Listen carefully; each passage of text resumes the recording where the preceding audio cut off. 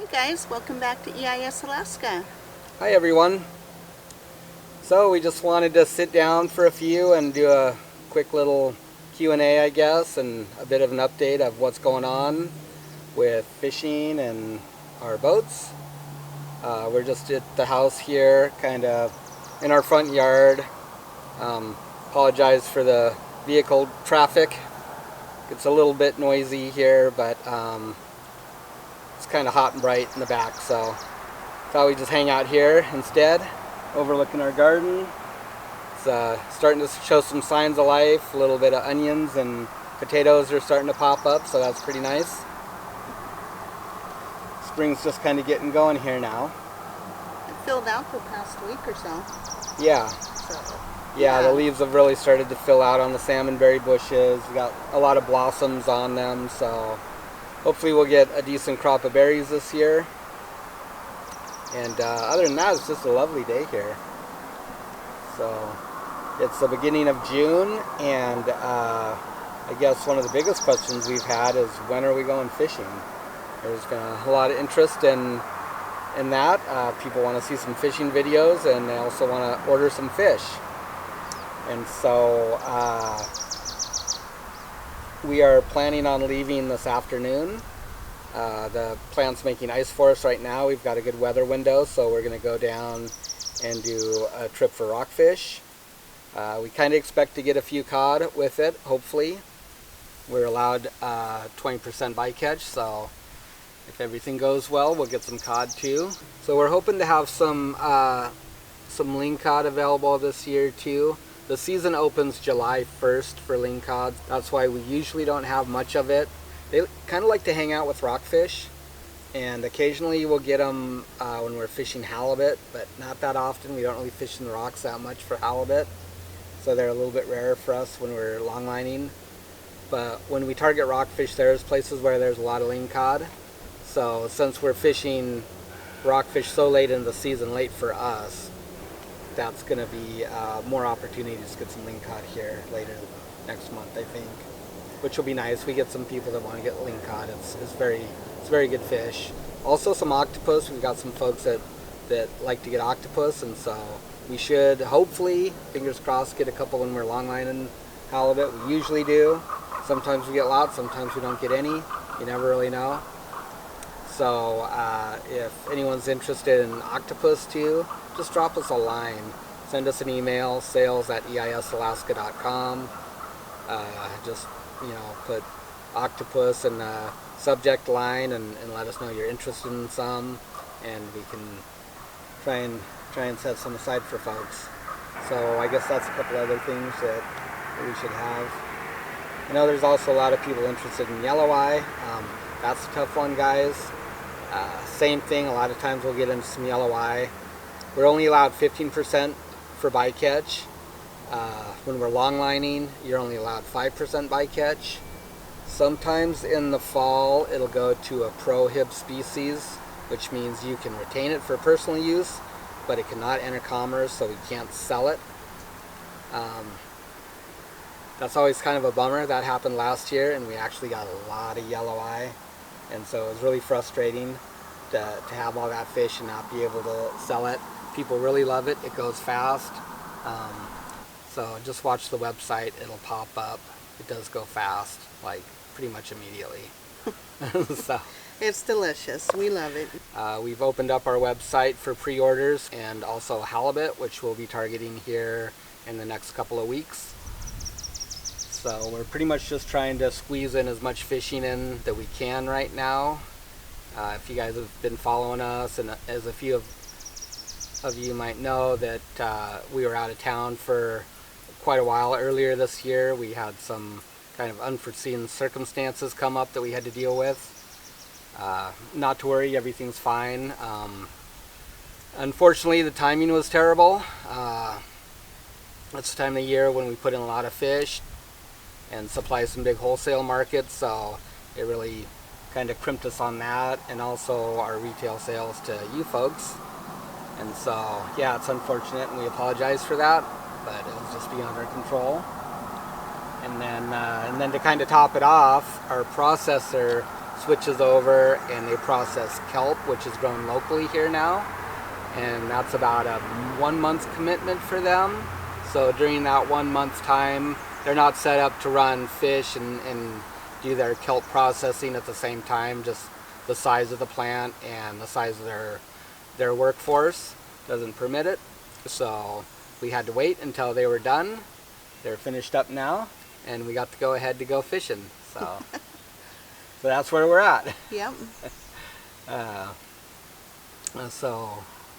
Yeah, if you're interested in pre-ordering rockfish, halibut, or cod, or a combination box of any of the above, you can head over to our website at eisalaska.com and place your order there. We should have our first shipments of rockfish going out next week, and we'll just do a quick rockfish trip, then we'll go after some cod and halibut after that. So everything should be more or less shipping out before the end of June. Unless if it's halibut. Yeah, we expect our halibut to probably start fishing it here around, most likely around the 3rd week of June, so it's a couple weeks out. So we had a few questions here that we were going to answer for you. All right, one of the other big questions is, when is Emerald Isle going to be ready to fish? And also, when we bought the boat, did we know that it was going to need all this work? Those are two very big questions and very good questions. So we're a few months behind on schedule just because of our unexpected trip. As a result, we're still pretty deep in fiberglass work right now. We're waiting on some equipment to show up. Things are going along good at this point. If you've been following along, I guess you know that we've laid down the concrete and we fiberglassed over that. We're a little bit past that now. We've done some other pretty big projects. You'll see them. Yeah, so the boat is coming along good. We hope to be fishing it here towards the end of summer. A lot of it depends on how much we fish right now. It's really hard to go back and forth between the two. We always, have this big, I don't know, we always feel like that we can just deliver fish and jump right into it, but the fact of the matter is that fishing it does tire you out, and boat work is kind of hard to pick up sometimes. It's usually a fall winter project, and so with us behind schedule now, we need to be doing fishing. So yeah, the Emerald Isle is probably going to end up, being slower now as far as projects, unless there's weather windows. Yeah, it really has to take some of the back seat right now.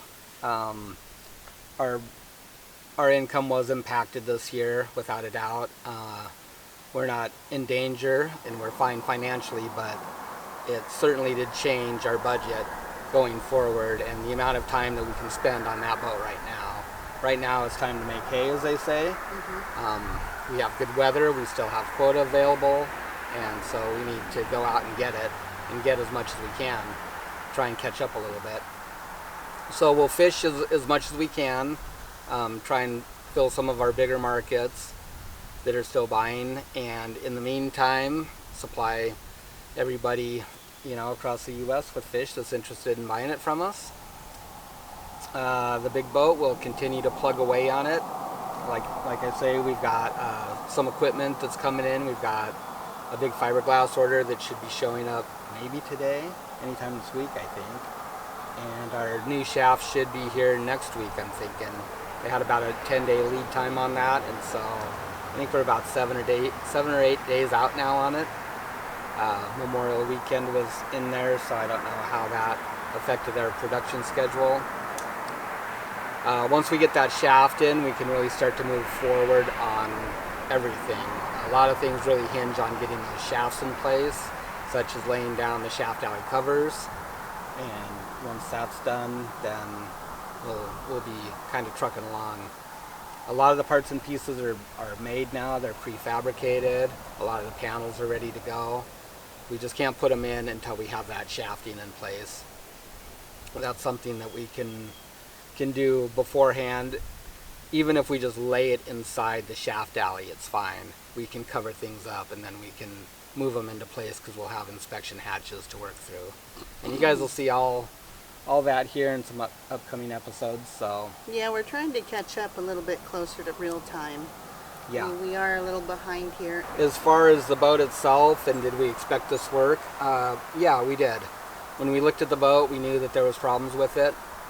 That's typical for any boat this age in the Alaskan fleet, and probably in reality anywhere in the world. The marine environment is incredibly harsh on things, and most boats made for commercial or even recreational production boats, they build them with the profit margin in mind. So they don't go the extra mile on a lot of things that could really extend the life of a vessel.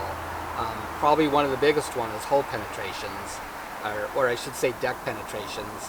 Whenever you have a deck penetration, it's just a common thing to throw down some 5200 or some other sealant and put whatever piece of equipment or plate down on the deck and bolt it down and call it good.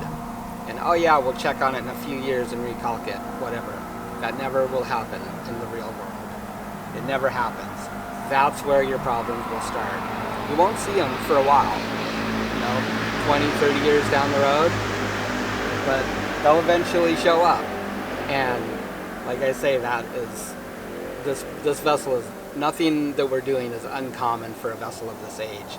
Matter of fact, if you go around and you look at all the seiners in this town that haven't been rebuilt in the last 20 years, you'll see a lot of sagging rigging, you'll see a lot of masts that are sinking into the deck, you'll see scuppers that are broken out from the bulwarks. These are all very common things, and it's just, we put a lot of wear and tear on our vessels, and these are just things that don't get done. So yeah, we did expect this, and we went into it knowing that we're getting a good price on the vessel, so we can invest the time and the materials into making it better, and also making it so it fits the fisheries that we do. And that was one of the most important things right there. If we bought a vessel right now that's all rigged up, it might not necessarily be what we want for our fisheries, and we'd have to go back in and change things, and you're just spending that money anyways. So we did expect it. We're doing it in phases basically. This is going to be what we'll call phase 1, I guess. Shaft alley, shafting, new running gear, all of that's going to be new. It's all going to be 100%. We'll never have to worry about it in our lifetimes, most likely. Sealing off the shaft alley so we can tank our vessel, putting in a bulkhead so we're separating the hold to make it safe to tank down, and that's pretty much it for now. One of the biggest things that we wanted to do with this vessel is not only fish salmon, which we won't be doing this year and we hadn't planned on doing this year, but also our tanner fisheries. They're coming back right now. The quota's increasing. It'll be a bigger quota next year, and we wanted a bigger boat to fish on. Something that can handle more weather, be safer, be more comfortable, pack more crab. And so that's the #1 priority right now for us, is to make this boat so we can tank it down. And for those of you that aren't familiar with tanking a vessel down, that's when you're literally pumping salt water into the hold until it overflows out of the top. And you're constantly pumping in salt water that's clean and fresh for the crab. The way this vessel was set up, the shaft alley wasn't sealed, so it wouldn't allow that. If you tried pumping that fish hold full of water, it would just drain into the engine room, and you'd either sink the boat or have to pump it out. When we're done, we will be able to do that, just like on the fishtail. And that was another reason for dividing the fish hold, because it's a pretty big space, and if you fill it full of water, your boat sinks down quite a bit. There's a fine line between being safe and tanked and not being safe and tanked. A boat gets very heavy in the water when it's tanked. That means waves can come aboard easy. They can damage equipment. They can, destroy things. So you have to be conscious of that. You still need freeboard. You still need the ability for your vessel to come up and not sit heavy in the water and dead. Buoyancy. Yep. And so by dividing the fish hold we basically ensure ourselves that we're not in that situation where we're over tanked, and it's just good practice. It creates another void, another flotation void, and it also gives us a place to store our bait and ice when we're fishing. So what else do we have to say about the Emerald Isle? Are we happy with the purchase? Yes. Yeah, we are. Yeah, we're excited to get it going. We're excited to fish it. We're a little bit bummed out that our time is stretched on this project. We didn't have a timeline going into this. Yeah. And that's been one of the nice benefits of having another vessel still. And that's kind of one of the other questions is, are we going to sell the fishtail? No, absolutely not. We've owned the fishtail for 23 years now, I guess. Yep. It's as much a part of our family as our children are, honestly. They've grown up on it, so we're keeping the fishtail. The halibut that we own is actually D-class halibut. You have to fish it on a vessel 35 foot or smaller. So if we were to sell the fishtail, we'd have to sell that halibut quota too, or go fish it on a different boat that's 35 or less. All of that is a lot of work, you know, to sell an asset like that and then have to buy back into the fishery again. Well, that's something that we don't want to do. Another reason is it's well suited for the rockfish fishery in Kodiak because of the trip limit here. It's an extremely efficient vessel to run. It's always produced well. It's just a little money maker for us, and so we have no intention of getting rid of it. And this is a perfect example of not being pressed for time to finish a project to put a boat into service and go make money with it. We can take our time with Emerald Isle right now and do it the way we want and do it right and not worry about still making a living because we've got our little boat. Yep. So another question was lag time on our videos. How much lag time do we have? We're a little ways behind, but I'm going to try and do my best to blend videos to bring it more up to current time. Mm-hmm. Yeah, we tend to capture a lot of raw footage, and we just don't post that. It takes time to go through it and glean out the stuff that's not interesting or not entertaining or just downright boring. Sometimes we'll leave cameras on and go somewhere else for a little while, like completely disappear out of the picture. And you know, Anita gets the fun of going through all of that raw data and making something out of it. And so kudos to her for a lot of work. It does take a lot of time to watch all that video and decide what's going to make the cut and what ends up on the editing room floor, so to speak. That's part of it right there. You know, it seems like one of those things, if you don't film it, you don't get the good shot type thing. And that's pretty much true in life. If you don't have a camera with you rolling, like, the coolest thing happens in front of you, but you don't capture it. And it's almost the same even when we're working on the boat. It's like you forget to set up for shots if the camera's not set up already, and you miss something good. So yeah, there's some lag time. And if you've been following our Tanner fishery too, yeah, all of that happened way back in January. Kind of shows you the lag time that we have. Matt does video, a lot of editing too, and I guess he was doing the crab stuff, and it's, you know, honestly, it's just hard to keep up on stuff. What else we got on that list? What else? Oh, the price of fuel and goods. We've had a few people ask that. Yeah. So the price of fuel, I don't even know anymore. Well, the last time I drove by the pump at the gas station, it was $5.03 a gallon for gasoline, and it was like $5.23 for a gallon of diesel. So I don't know what the fuel docs are. We haven't had to fuel up the boat yet, so we're not quite sure where it's at, but yeah, that's what it is at the pump.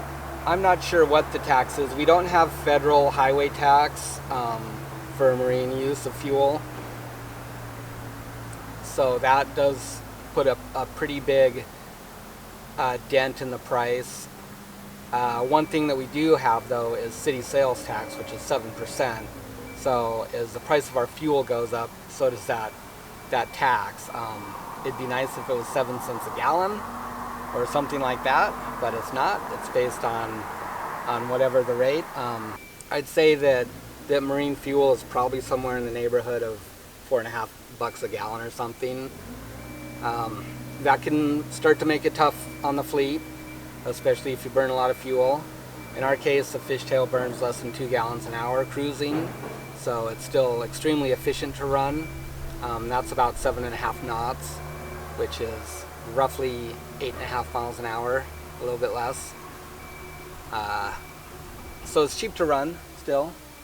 It doesn't hurt us real bad. We start to feel it, but it's not as bad as it could be. A lot of vessels in the fleet are burning 20 plus gallons an hour for a main and a gen set. With the fishtail, it's just, even with our gen set on, we're under 2.5 gallons an hour. So that one's efficient. The Emerald Isle is right around 5 gallons an hour is what it burns, so it'll be a little more expensive. It should offset it with what it can pack and what it can catch, be able to work a little more weather, be able to travel in a little more weather. So everything's got pros and cons, I guess. The price of goods itself have definitely gone up since we started this project. Fiberglass material has gone up a lot, over 30% since the last time that we bought some fabric.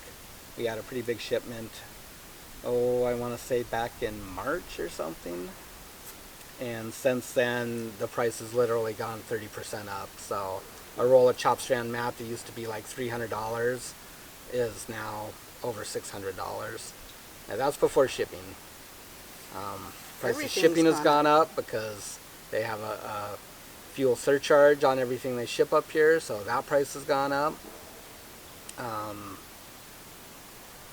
Shipping for us to get fish down to you folks has gone up, unfortunately.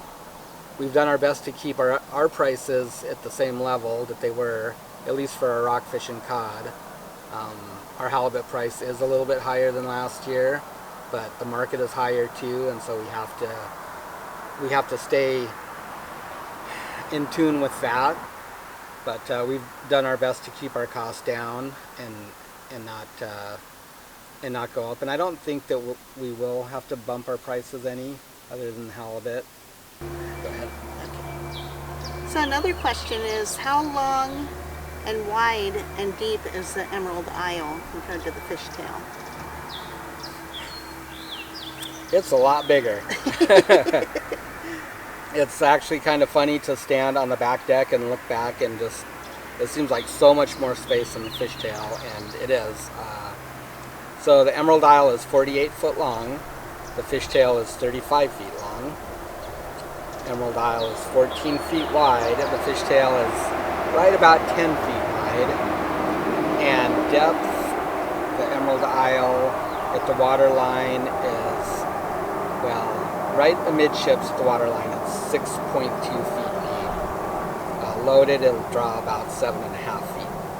The fishtail at the water line is 3 feet deep, and loaded, it draws about 4, maybe a little bit more, 4.25. So it's substantially deeper, it's got a lot more displacement, and it's a lot heavier.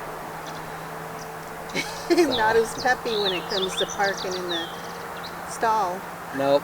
Yeah, you put the Emerald Isle in gear and you wait for it.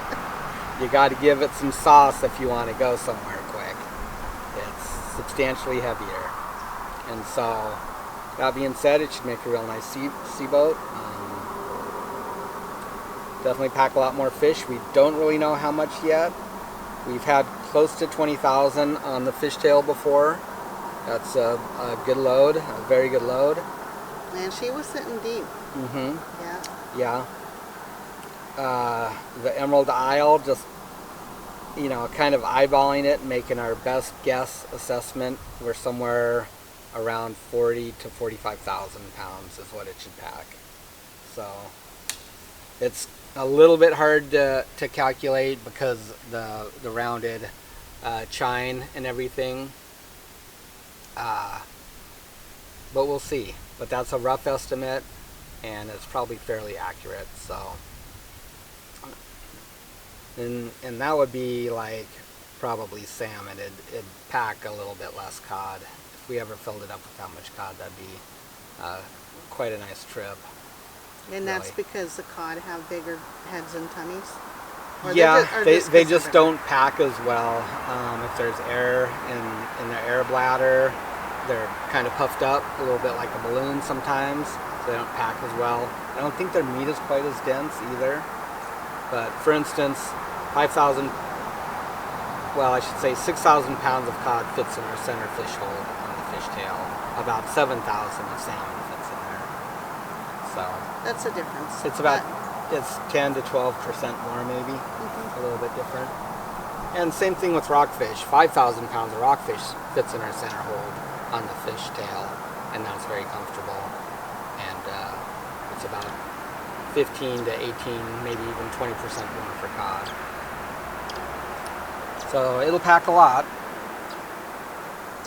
Something we want to bring up is merch, like sweatshirts, t-shirts, and cups, and we have our hats, but yeah. Yeah, there's been a few comments, a few requests for that. I guess that's something that we've been trying to work on.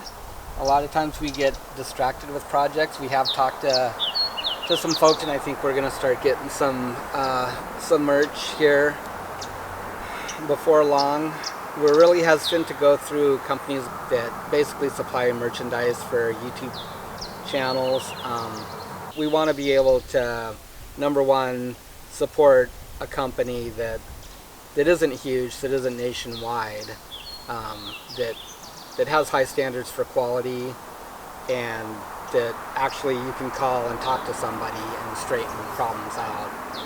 It's just a matter of getting some final proofs into them and having them go on it. It's going to be, they're about a month out, about a month of lead time, maybe a little bit more. So I'm going to, realistically say it's going to be a few months before we see something like that.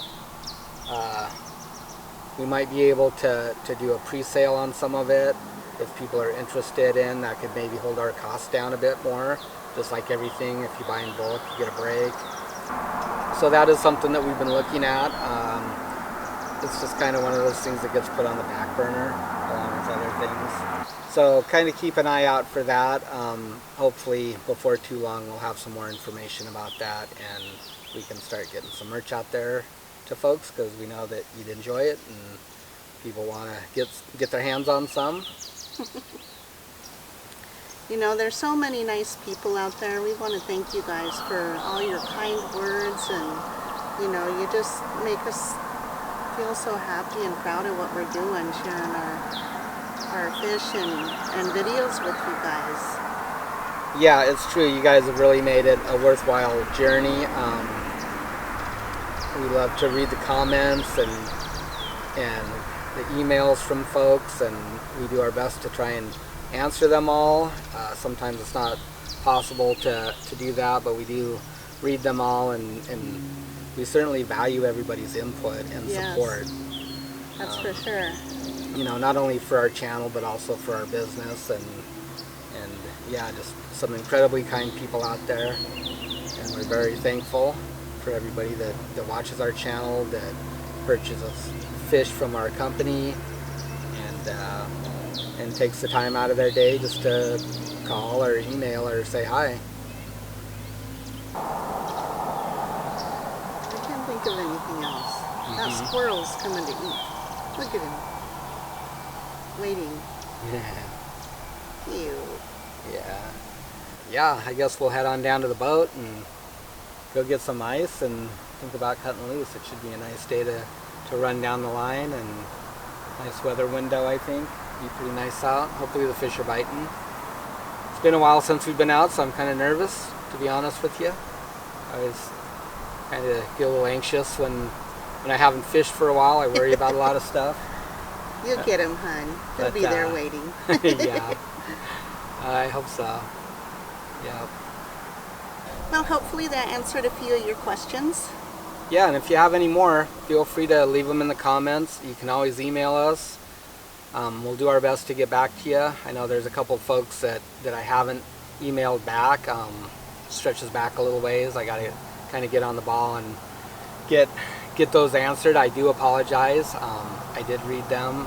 Sometimes I just get sidetracked. I get distracted. You're busy. It's And, between the boats and yeah. And I do apologize for that, but yeah, drop us a line if you want, and yeah, we're sure thankful to have everybody's support, and I guess that's about it.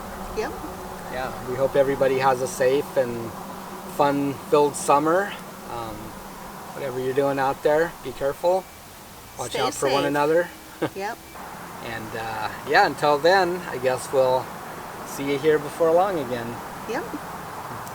Thank you, everyone. Yeah, thanks for joining us, everyone. We'll see you next time. Yeah, bye.